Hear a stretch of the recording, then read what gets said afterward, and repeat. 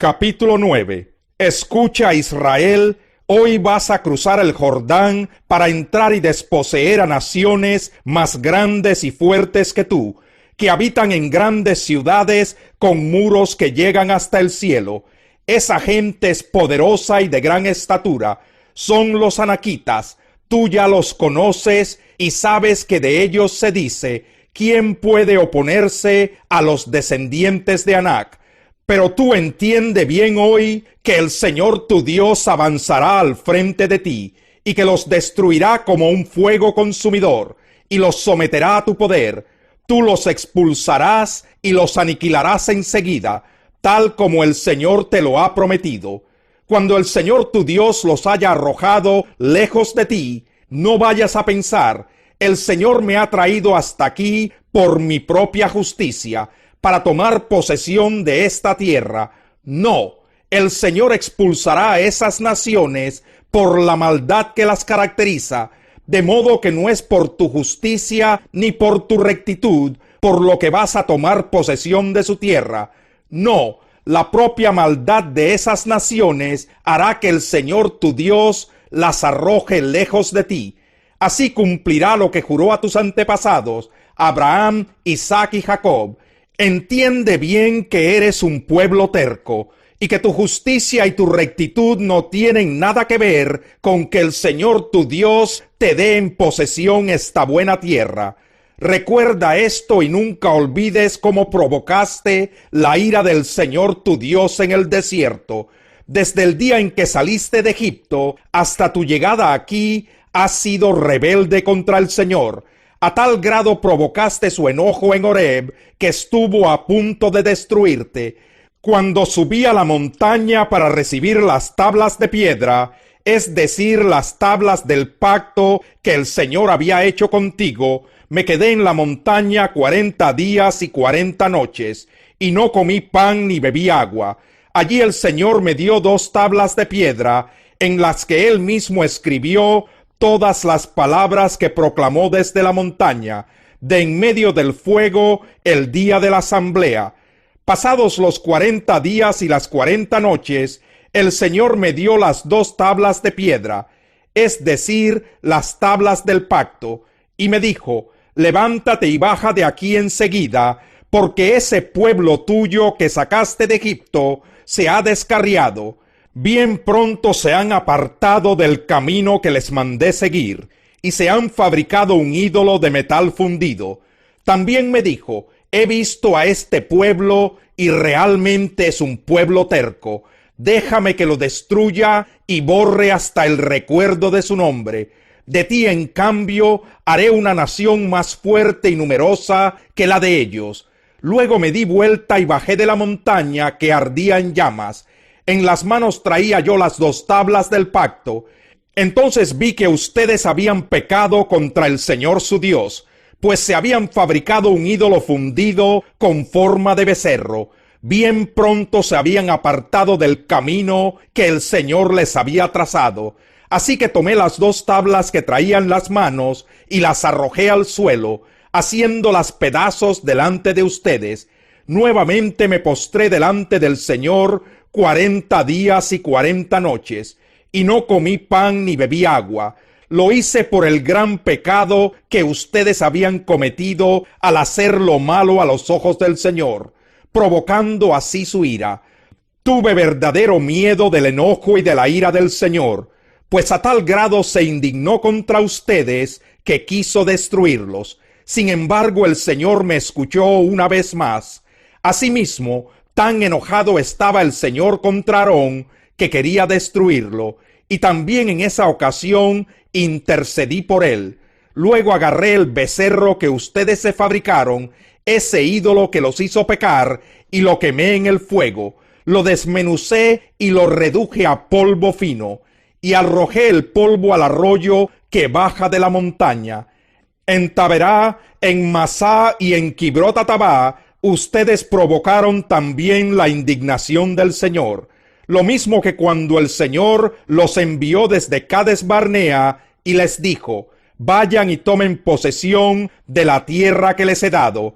Ustedes se rebelaron contra la orden del Señor su Dios. no confiaron en él ni le obedecieron. Desde que los conozco, han sido rebeldes al Señor.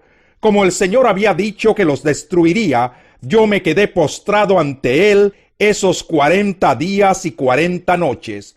Oré al Señor y le dije: Señor y Dios, no destruyas tu propia heredad, el pueblo que por tu grandeza redimiste y sacaste de Egipto con gran despliegue de fuerza. Acuérdate de tus siervos Abraham, Isaac y Jacob. Pasa por alto la terquedad de este pueblo y su maldad y su pecado. No sea que allá en el país de donde nos sacaste digan: el Señor no pudo llevarlos a la tierra que les había prometido, y como los aborrecía, los sacó para que murieran en el desierto. Después de todo, ellos son tu propia heredad, son el pueblo que sacaste con gran despliegue de fuerza y de poder. Capítulo 10. En aquel tiempo el Señor me dijo: talla 2 tablas de piedra iguales a las primeras, y haz un arca de madera. Después de eso, sube a la montaña para que te encuentres conmigo. Yo escribiré en esas tablas las mismas palabras que estaban escritas en las primeras, y después las guardarás en el arca. Hice pues el arca de madera de acacia, y tallé 2 tablas de piedra como las primeras. Luego subí a la montaña, llevando en las manos las 2 tablas. En esas tablas que luego me entregó, el Señor escribió lo mismo que había escrito antes, es decir, los 10 mandamientos que les dio a ustedes el día en que estábamos todos reunidos en asamblea, cuando habló desde el fuego en la montaña. Enseguida bajé de la montaña y guardé las tablas en el arca que había hecho, y allí permanecen tal como me lo ordenó el Señor. Después los israelitas se trasladaron de los pozos de Berot Beneyacán a Moserá. Allí murió Aarón y fue sepultado, y su hijo Eleazar lo sucedió en el sacerdocio. De allí se fueron a Gudgoda y siguieron hasta Jotbata, tierra con abundantes corrientes de agua. En aquel tiempo el Señor designó a la tribu de Leví para llevar el arca del pacto y estar en su presencia, y para ministrar y pronunciar bendiciones en su nombre, como hasta hoy lo hace. Por eso los levitas no tienen patrimonio alguno entre sus hermanos, pues el Señor es su herencia, como él mismo lo ha declarado. Yo me quedé en la montaña 40 días y 40 noches, como lo hice la primera vez, y también esta vez el Señor me escuchó. Como no era su voluntad destruirlos, el Señor me dijo: ve y guía al pueblo en su camino, para que entren y tomen posesión de la tierra que juré a sus antepasados que les daría. Y ahora, Israel, ¿qué te pide el Señor tu Dios? Simplemente que le temas y andes en todos sus caminos, que lo ames y le sirvas con todo tu corazón y con toda tu alma, y que cumplas los mandamientos y los preceptos que hoy te manda cumplir, para que te vaya bien. Al Señor tu Dios le pertenecen los cielos y lo más alto de los cielos, la tierra y todo lo que hay en ella. Sin embargo, Él se encariñó con tus antepasados y los amó, y a ti que eres su descendencia, te eligió de entre todos los pueblos, como lo vemos hoy. Por eso, despójate de lo pagano que hay en tu corazón, y ya no seas terco, porque el Señor tu Dios es Dios de dioses y Señor de señores. Él es el gran Dios, poderoso y terrible, que no actúa con parcialidad ni acepta sobornos. Él defiende la causa del huérfano y de la viuda, y muestra su amor por el extranjero, proveyéndole ropa y alimentos. Asimismo, debes tú mostrar amor por los extranjeros, porque también tú fuiste extranjero en Egipto. Teme al Señor tu Dios y sírvele. Aférrate a Él y jura solo por su nombre. Él es el motivo de tu alabanza. Él es tu Dios, el que hizo en tu favor las grandes y maravillosas hazañas que tú mismo presenciaste. 70 eran los antepasados tuyos que bajaron a Egipto, y ahora el Señor tu Dios te ha hecho un pueblo tan numeroso como las estrellas del cielo. Capítulo 15. Yo soy la vid verdadera, y mi Padre es el labrador. Toda rama que en mí no da fruto, la corta, pero toda rama que da fruto, la poda para que dé más fruto todavía. Ustedes ya están limpios por la palabra que les he comunicado. Permanezcan en mí, y yo permaneceré en ustedes. Así como ninguna rama puede dar fruto por sí misma, sino que tiene que permanecer en la vid, así tampoco ustedes pueden dar fruto si no permanecen en mí. Yo soy la vid, y ustedes son las ramas. El que permanece en mí, como yo en él, dará mucho fruto.